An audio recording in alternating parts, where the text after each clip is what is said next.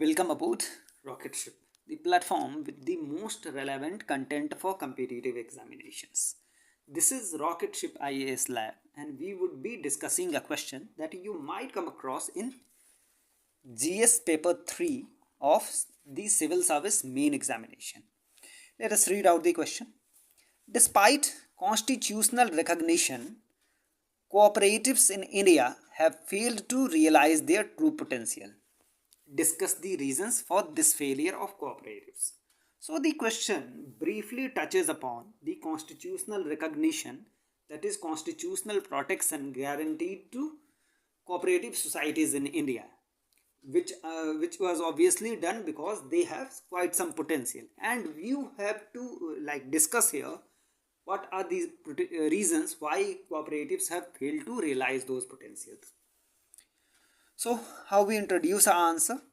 We can introduce our answer rather dramatically with a bombshell, actually. We are writing about one of the most celebrated economists of our time, Miss Elinor Ostrom, who makes the observation that cooperative management of resources promotes greater common good. And please, we would suggest you that you look up this concept of the problem of the commons, as well as read about the brief biography of Elinor Ostrom. Anyway, India experimented early with cooperatives and had notable successes like Amul, IFCO, the Dhanbad Central Cooperative Bank, etc. You are certainly aware about Amul. IFCO stands for Indian Farmer Fertilizer Cooperatives, and this is a cooperative bank based in Jharkhand's Dhanbad, which has been continuously making profit for quite some time, which is an exception among the cooperative banks. Recognizing the potential role of cooperatives in equitable distribution of ownership. Obviously, cooperative ownership means that the productive resources of the society would not be restricted in the hands of a few people, but rather it would be shared widely. Economic function of creating a scale. You can well understand that an individual producer, for an example, an individual farmer would not enjoy bargaining power in the market. We would repeat it, he won't enjoy bargaining power in the market because his scale of operation is small, because his quantity would be too small to, you could say, demand a premium price, for an example. And also protecting borrowers from usurious lenders. You can well certainly understand what usurious lending means. Usurious lending means when someone is charged excessive interest. For an example, this is a practice that is often engaged in by people like money lenders, etc. In India, the money lenders would be the typical usurers, and the cooperative banks protect the hapless borrowers from these usurious people. Among others, it was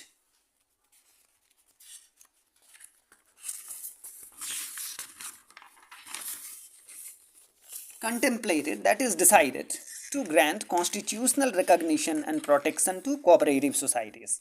Now please mention this constitutional amendment, that is the 97th amendment of 2011, that appended part 9b to the constitution, and this was to guarantee constitutional status on multi-state cooperative societies actually. However, the promises of cooperatives have remained unfulfilled for most part, and we are giving some of the examples why they have failed, where they have failed. The primary agriculture credit societies are mired in corruption. There have been numerous cases of cooperative banks failing. An obvious example, a very recent example, is the case of the PMC Bank, which was a large cooperative bank that had failed. The farmers producer organizations, which have languished at a small scale. Actually, FPOs is a hybrid model. Sometimes they are incorporated as companies, but they are mostly run along the cooperative lines. That is why we are discussing them here. The issues encountered by cooperatives have been both structural and operational. You can well understand what structural issues mean. Structural issues are more inherent issues. They are like part of the very structure, the you could say the very organization, the very institution of something. While operational issues are, they are daily issues, day to day issues, and generally the operational issues are like easier to resolve as compared to the structural issues which need much more effort. Now, so what has failed the cooperatives? There are a few things. For an example, there are some regulatory issues. For an example, dual control over cooperative banks. Actually, the cooperative banks are controlled by two entities. The first is the registrar of companies, the central registrar of companies, and second is obviously the Reserve Bank of India. And this you can well understand. This would create many issues of like dual supervision, things like those. Then there are some governance issues which lead to malpractices. Actually, the governance of cooperative societies is sadly not run along the democratic lines, and this often leads to, you could say, power capture and things like those, which and ultimately their functioning is quite opaque, and all these things give quite some scope for malpractices like corruption. Then they are hobbled by many restrictions. This is an operational issue. For example, they cannot raise risk capital. Unlike the commercial banks, unlike the scheduled commercial banks, for an example, the cooperative banks cannot raise capital from the capital market, from the equity market. Now, coming to the agricultural cooperatives, actually it has been difficult to cater to diverse agricultural market with non-standardized produce. To give you one example, take the example of milk, in which the cooperative sector has been quite successful. An obvious example being Amul. What happens? Milk is a very standardized product. One standard of milk, one quality of milk does not differ dramatically from another quality of milk. For example, it is very difficult to even differentiate between cow's milk and buffalo's milk. So ultimately, the companies are more successful in having a standardized product. This is unlike most of the agricultural produce that is non-standardized. In even one produce, you would say they are widely differing grades of qualities, and this is like one of the most difficult thing that the cooperative sector has not been able to really crack. Now, coming to handicraft, handlooms, etc. Actually, it can be argued that the cooperatives which have been marketing handloom and handicraft work have done quite some stellar work as far as quality of the produce is considered. We have some experience of using these products, and we would like vouch for their fine quality, but unfortunately they have not spent as much time and resources on branding. That is why they have to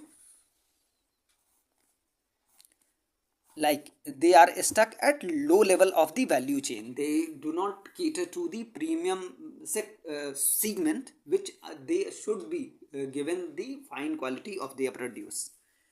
Now, taking up these points in detail, the cooperative sector is most developed in financial sector with credit societies, cooperative banks, etc., serving the different levels of the value chain. However, a string of failures at cooperative banks, you could give the example of PMC Bank.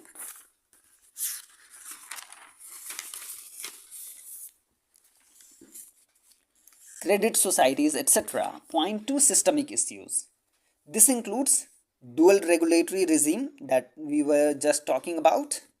The co-ops are regulated by the Central Registrar of Cooperative Societies, while banks' ultimate supervision is supervisor is RBI. This creates confusion and regulatory vacuum and regulatory overlap, if you could like mention it, overlap also, and which ultimately leads to regulatory vacuum, coupled with opacity in their function and hijack of cooperatives by powerful interests rather than democratic functioning. They have been hijacked by some powerful interests. This is exploited by unwholesome actors, unwholesome groups. Moreover, cooperative banks cannot go to public to raise risk capital that would buffer them from business cycles. What happens due to like the economic cycle? Sometimes banks fail, but banks have some risk capital available to them which buffer them from these economic cycles, from these failures. Unfortunately, this is an like avenue that is not available to cooperative banks. Now, the stellar success of Amul and IFCO notwithstanding, agro co-ops have failed to scale up. This has to do with the diversity among Indian farmers as much as the large produce basket that varies significantly in terms of grade. In terms of grade, that is quality. That is why they have not been able to create a scale. This makes standardization difficult, unlike a category like milk, as we have already discussed. Moreover, agricultural cooperatives, agro co-ops too, do not have access to affordable credit, nipping any potential ambition in the bud. That we can well understand that unlike the private parties, the cooperative, for example, agricultural cooperatives are not able to access affordable credit as much as they would wish. Now, cooperatives like Tribal Cooperative Marketing Development Federation, that is TriFed, have carved a niche for their handcrafted products, but they have not spent much on brand building and are stuck at low ends of value chain, which is an irony considering the fine quality of their produce. Now, summing up, considering the democratizing equalitarian potential of cooperatives, the need of the hour is to clarify and strengthen their governance, handhold them in scaling up, and publicize the exclusive nature of their offering so that they can command premium price, for an example. This is how we sum up our answer on cooperatives. We would assemble in a few days for the next lecture. As usual, we wish you all the best. Thank you.